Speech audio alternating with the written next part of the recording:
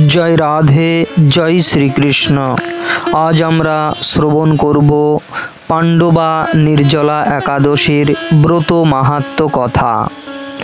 ज्येष्ठ मासेर शुक्लपक्षेर এই निर्जला एकादशी व्रत सम्पर्के ब्रह्मवैवर्त पुराणे श्री भीमसेन व्यास संवादे वर्णित हয়েছে।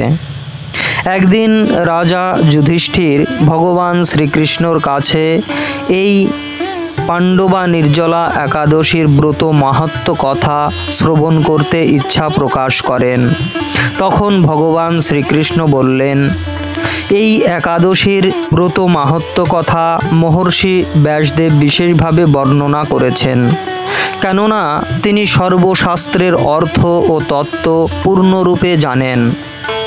राजा युधिष्ठिर व्यासदेवके बोलें, हे महर्षि द्वैपायन, आमी मानुषेर लौकिक धर्म एवं ज्ञानकाण्डेर विषये अनेक श्रवण करेছি। আপনি যথাযথভাবে ভক্তি বিষয়িনী কিছু ধর্মকথা এখন আমায় বর্ণনা করুন। শ্রী ব্যাসদেব বললেন, হে মহারাজ, তুমি যেসব ধর্মকথা শুনেছ এই কলিযুগের মানুষের পক্ষে সে সমস্ত পালন করা অত্যন্ত কঠিন। যা সুখে সামান্য খরচে অল্প কষ্টে সম্পাদন করা যায় অথচ মহাফল প্রদান করে এবং সমস্ত শাস্ত্রের সারস্বরূপ, সেই ধর্মই কলিযুগে মানুষের পক্ষে করা শ্রেয়। সেই ধর্মকথাই এখন আপনার কাছে বলছি। উভয় পক্ষের একাদশীর দিনে ভোজন না করে উপবাস ব্রত করবে। দ্বাদশী দিনে স্নান করে শুদ্ধ হয়ে নিত্যকৃত্য সম্পাদনের পর শ্রীকৃষ্ণের অর্চন করবে। এরপর ব্রাহ্মণদেরকে প্রসাদ ভোজন করাবে। অশৌচাদিতেও এই ব্রত কখনো ত্যাগ করবে না।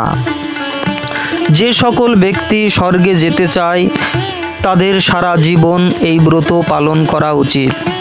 পাপ কর্মে রত ও ধর্মহীন ব্যক্তিরাও যদি এই একাদশী দিনে ভোজন না করে তবে তারা যম যাতনা থেকে রক্ষা পায়। শ্রী ব্যাসদেবের এসব কথা শুনে গদাধর ভীমসেন অশ্বত্থ পাতার মতো কাঁপতে কাঁপতে বলতে লাগলেন, হে মহাবুদ্ধি পিতামহ, মাতা কুন্তী, দ্রৌপদী, ভ্রাতা যুধিষ্ঠির, অর্জুন, নকুল ও সহদেব এরা কেউই একাদশীর দিনে ভোজন করেন না। আমাকেও অন্ন গ্রহণ করতে নিষেধ করে, কিন্তু দুঃসহ ক্ষুধা যন্ত্রণার জন্য আমি উপবাস করতে পারি না। ভীমসেনের এরকম কথায় ব্যাসদেব বলতে লাগলেন, যদি স্বর্গাদি দিব্যধাম লাভে তোমার একান্ত ইচ্ছা থাকে তবে উভয় পক্ষের একাদশীতে ভোজন করবে না। তদুত্তরে ভীমসেন বললেন, আমার নিবেদন এই যে উপবাস তো দূরের কথা, দিনে একবার ভোজন করে থাকাও আমার পক্ষে অসম্ভব, কারণ আমার উদরে বৃক নামে অগ্নি রয়েছে। ভোজন না করলে কিছুতেই সে শান্ত হয় না। তাই প্রতিটি একাদশী পালনে আমি একেবারেই অপারগ। হে মহর্ষি, বছরে একটি মাত্র একাদশী পালন করে যাতে আমি দিব্যধাম লাভ করতে পারি এরকম কোনো একাদশীর কথা আমাকে নিশ্চয় করে বলুন। তখন ব্যাসদেব বললেন, জ্যৈষ্ঠ মাসের শুক্লপক্ষের একাদশী তিথিতে জলপান পর্যন্ত না করে সম্পূর্ণ উপবাস থাকবে, তবে আসমনে দোষ হবে না। ওই দিন অন্নাদি গ্রহণ করলে ব্রত ভঙ্গ হয়। একাদশীর দিন সূর্যোদয় থেকে দ্বাদশীর দিন সূর্যাস্ত পর্যন্ত জলপান বর্জন করলে অনায়াসে 12টি একাদশীর ফল লাভ হয়। বছরের অন্যান্য একাদশী পালনে অজান্তে যদি কোনো ব্রতভঙ্গ হয়ে যায় তাহলে এই একটি মাত্র একাদশী পালনে সেই সব দোষ দূর হয়। দ্বাদশী দিনে ব্রাহ্ম মুহূর্তে স্নানাদি কার্য সমাপ্ত করে শ্রীহরির পূজা করবে। সদাচারী ব্রাহ্মণদের বস্ত্রাদি দানসহ ভোজন করিয়ে আত্মীয় স্বজন সঙ্গে নিজে ভোজন করবে।